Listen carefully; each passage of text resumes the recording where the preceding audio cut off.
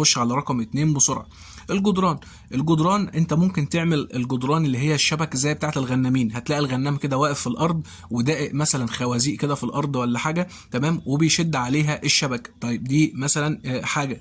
رقم 2 ممكن اللي هو الاحتماليه الكبرى اللي هو الطوب، ان انت تبني الجدران بتاعتك هتبنيها بالطوب وبالاسمنت، تمام كده. ونقطه مهمه قوي بقى لما تيجي تعمل الموضوع ده، لو انت عندك الامكانيه ان انت تمحر 1.5 متر، يعني انت تمحر، انت مثلا لو انت هتعمل الجدار وليكن مثلا الجدار عندك هيبقى 3 متر وليكن مثلا هيبقى ارتفاع الجدار مثلا 3 متر. لو انت عندك القدره ان انت تعمل محاره ل1.5 متر لمتر ونص بس من الارضيه، متر ونص، ان انت تعمل محاره متر ونص، ده هيقيق ان بيبقى اصلا لما بنيجي مثلا نبني كل طوبه والطوبه اللي بعد منها هتلاقي فيه ما بينها فراغات اللي هي الشقوق يعني. فالفراغات دي بتبقى مصدر ان الحشرات تبدا انها تخش جواها، خاصه لما يبقى عندك براغيث. طبعا يا اخوانا الناس اللي بتربي معيز وبتربي غنم عارفه ان الافه بتاعه المربي ان يكون في برغوث عندها في المزرعه، لان البرغوث ده يعني بص يعني هيخسرك تمام. فاحنا بنحاول ان احنا نصمم المكان بحيث ان احنا نقدر ان احنا حتى لما يبقى في براغيث في المزرعه نقدر ان احنا نكافح الموضوع ده، يبقى في مكافحه للموضوع، تمام. طيب لو انت عندك القدره الماديه ان انت لو هتبني المزرعه بتاعتك بالطوب والاسمنت، لو انت عندك المقدره ان انت تمحر 1.5 متر من الارضيه، دي حاجه ممتازه جدا. يبقى انت دلوقتي قفلت الشقوق اللي هتبقى موجوده في الجدران بتاعه المزرعه، حتى لما تيجي انت تنظف ولما تيجي انت ترش اي مبيد حشري، البرغوث هيبقى واقف على المحاره من بره، تمام، هيبدا ان هو يموت ببساطه. او ان انت ممكن تعملها مثلا طبقه معجون، اي سطح املس، تمام، ممكن تعملها مثلا كسر سيراميك، الامكانيه او المواد المتاحه عندك اشتغل بيه. طيب ممكن نعملها خشب او ممكن نعملها صاج بنفس الفكره بتاعه الشبك، ان انت بتعمل خوازيق، بتبدا ان انت تعمل خوازيق في الارضيه وتشد عليهم، تبدا ان انت تشد الواح خشب بالعرض، او ان انت ممكن تشد الواح صاج بالعرض. شوف الامكانيات اللي عندك ايه والمقدره الماديه بتاعتك ايه وابدا اشتغل زي ما انت عايز. طبعا موضوع الطوب بص يا اخوانا عشان برضو الموضوع ده برضو مهم يعني.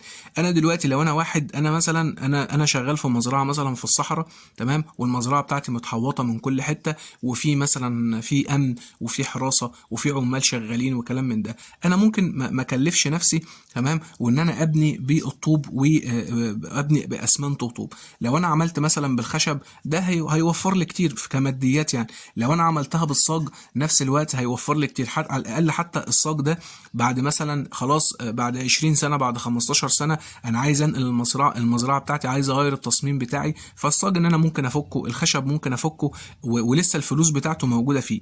ولكن الطوب بتاعك ده المشكله بتاعته ان هو فلوس مهدره، لمجرد ان انت هتعمله هتبنيه خلاص انت خسرت الفلوس بتاعتك دي، فلوس مهدره. طب بما ان انت اصلا موجود جوه مزرعتك ما تعملها خشب او اعملها صاج، احنا بنحاول ان احنا نقلل في التكاليف شويه، تمام. طيب لو انا مثلا موجود، لا ده انا موجود يا عم جنب البيت عندي، ده انا موجود في منطقه مثلا شعبيه كلام من ده، لو انت عملتها في شبك تاني يوم هتلاقي نفسك اتسرقت على طول، ما فيهاش كلام. يبقى انت برضو بتختار الشكل بتاع الجدران بتاعتك والارتفاع بتاع الجدران على حسب المنطقه. لو انت قاعد في منطقه مقطوعه والمنطقه دي معروف مثلا ان في ناس بتسرق غنم وبتسرق عجول وبتاع وكلام من ده، لا انت في الوقت ده انت هتعملها طوب وتعملها خرسانه، والبوابات بتاعتك تبقى بوابات حديد وبتاع وكلام من ده. طب لو انت مثلا هتبقى موجود جوه المزرعه بتاعتك او مثلا في حته مثلا بتاعتك انت مقفول عليها، مفيش مشاكل. لو انت هتحوط عليهم بشبك، هتحوط عليهم بشويه خشب بشويه صاج، يبقى انت برضو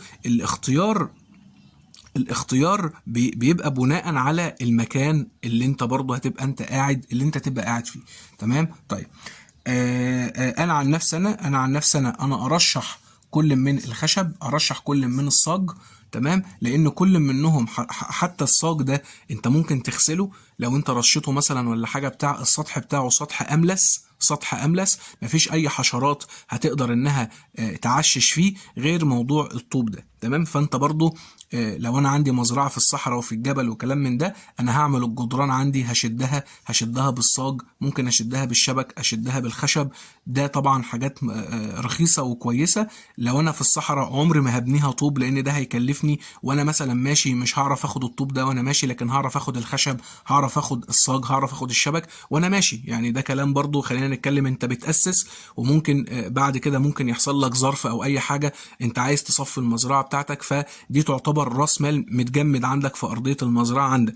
فانا برضو وانا بعمل اسس المزرعه احط في بالي احتمال ان المزرعه دي بعد 10 سنين انا خلاص حصل لي ظرف، انا مش هقدر ان انا اكمل، فانا هصفي المزرعه بتاعتي. ده يعتبر راس مال، لو انت هتبيعه هتجيب منه فلوس، ده يعتبر راس مال هتعرف تبيعه وتجيب منه فلوس. غير واحد خلاص ده هو بنى المزرعه بالطوب هيكسر الطوب وهياخده هو ماشي، كلام مش منطقي خالص. انا بتكلم مع اخواتي والكلام بما يرضي الله.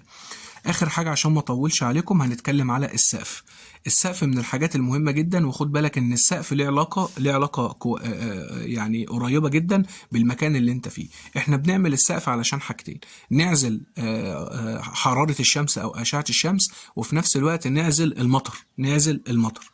طيب السقف برضو لو انا كنت في وجه قبلي مثلا، واصلا ما عندناش امطار والدنيا طول السنه حر، ولو شتيت مره واحده وشكرا على كده، انا ليه اكلف نفسي واعمل السقف بتاعي خرسانه؟ ليه اكلفه؟ ليه اعمل السقف بتاعي مثلا بالصاج؟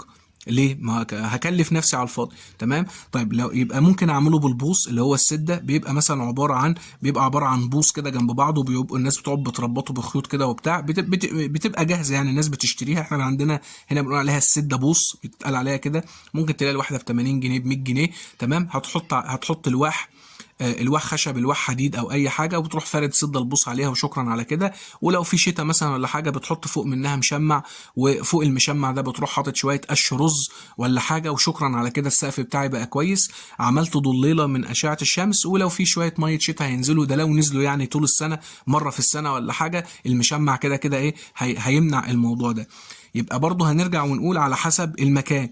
طب لو انا كنت في وجه بحري، انا عندي مثلا امطار موسم الشتاء ده مثلا، بتلاقي الدنيا بتقعد ترخ على دماغنا، والشتاء طول النهار وطول الليل وكلام من ده. لو انا عملت الكلام ده مش كلام عملي، لان ممكن البوص ده يشرب الميه بتاعت الشتاء وتلاقيه راح واقع في ارضيه المزرعه، والكلام ده حصل عندي قبل كده. تمام. لا، يبقى انا في الوقت ده انا ممكن اعمل السقف بتاعي خرسانه. تمام. وده هيبقى مكلفني، او انا اصلا بربي في البيت عندي وعندي اوضه هصبها واريح دماغي. لو انا عندي اوضه 4 جدران، انا يا عم انا هصب الاوضه صيف شتاء، انا مطمن عليهم وخلاص، يبقى انا ممكن اشتغل بالخرسانه. طيب لا، انا هشتغل بالصاج، ده انا هسقف بالصاج، وده يعتبر اغلى حاجه فيهم، يعني يعتبر الصاج ده اغلى حاجه فيهم. الصاج المشكله بتاعته ان هو بيعمل احتباس للحراره تحت منه، دي مشكله الصاج الصراحه. يعني لو انت في الصيف هتلاقي درجه الحراره تحت الصاج مولعه نار، ففي الوقت ده انت ممكن نتغلب على الموضوع ده، ان انت الصاج ده ان انت تحط فيه طبقه عازل، فوق منه طبقه عازل، تحط مثلا فرشه قش رز، ممكن تدهنه مثلا باللون الابيض وهكذا. او ان احنا في صاج كده بيتعمل بيه المزارع بتاعت الدواجن، اسمه صاج ساندوتش، هتلاقي عباره عن فرخين صاج، فرخ صاج وفرخ صاج، وحاطين ما بينهم فوم كده. تمام. ده عازل للحراره رهيب، بتوع مزارع الدواجن بيعملوا بيه الكلام ده طبعا. وطبعا الكلام ده بيبقى غالي، يعني الفرخ منه بيبقى غالي، فرخ الصاج منه بيبقى غالي. يبقى مشكلة الصاج ان هو بيحبس الحرارة، ولكن ممتاز في التخلص من مية الشتاء، او مفيش قطرة مية هتنزل في ارضية المزرعة عندك لو انت مسقف بالصاج. طب انا اتغلب عن الموضوع ده ازاي؟ فاحنا هنتغلب عن الموضوع ده ازاي؟ ان انا اعلي السقف. ان انت لو انت هتسقف في الصاج، تمام، تخلي السقف بتاعك كل ما انت عليت، يعني انت مثلا الارتفاع بتاع الجدران عندك مثلا 2 متر، لا لو انت هتصمم ارضية المزرعة، لو انت هتصمم المزرعة ممكن تعمل عواميد الارتفاع بتاعها مثلا 3 متر 3 متر ونص، والعواميد دي هي اللي هتبقى شايلة بعد كده الصاج. فاهمني؟ يعني تبقى الجدران بارتفاع مثلا 2 متر او 2 متر ونص، ولكن في وسط الجدار تطلع بعواميد الطول بتاعها 3 متر 3 متر ونص زي ما انت عايز. والعواميد دي بقى بعد كده اللي يجي يعمل لك السقف الصاج ده يحمل الصاج على العواميد على الارتفاع ده. في الوقت ده هيبقى في مسافة ما بين الجدار وما بين الصاج، ده بيدي تيار هواء تحت الصاج. تمام. وفي نفس الوقت الارتفاع العالي ده ما بيخليش كتل الهواء الساخنه الصاج يحتفظ بيه، تعدي من تحت منه على طول، تعدي من تحت منه على طول، لان الهواء كل ما سخن بيطلع لفوق ناحيه الصاج. فلو انت مدي مسافه تحت منه والارتفاع عالي، مع تيار الهواء يروح تيارات الهواء دي تروح زقاه من تحت منه، تروح زقاه من تحت منه، وهكذا. غير لما يبقى الدنيا مكتومة، الصاج بيبقى محطوط على الجدار مباشرة، مفيش أي منفذ هواء، فالمكان هيظل محتفظ بكتل الهواء الساخنة دي، فيبقى المكان نار. ودي بتبقى حاجة غلط، لأن أنت ممكن تخش في احتباس حراري في الغنم، خاصة في الصيف. الغنم ممكن تلاقيها طبت ماتت منك، تمام، بسبب حاجة اسمها الاحتباس الحراري. تمام. طيب يبقى السقف من الحاجات المهمة جدا، ان انت لو انت هتعمله صاج، حاول قدر الامكان ان انت تعلي السقف ده. طيب الحاجة التانية ان انت لازم تعمله بميل، لازم تعمل السقف ده بميل عشان نتخلص اي سقف بقى. لو انا هعمله بالبوص، هعمله بالخرسانه، هعمله بالصاج، هعمله اي حاجه، لازم اعمل السقف ده بميل، علشان لو في ميه مثلا ولا حاجه، الميه ديت اتخلص منها بسرعه.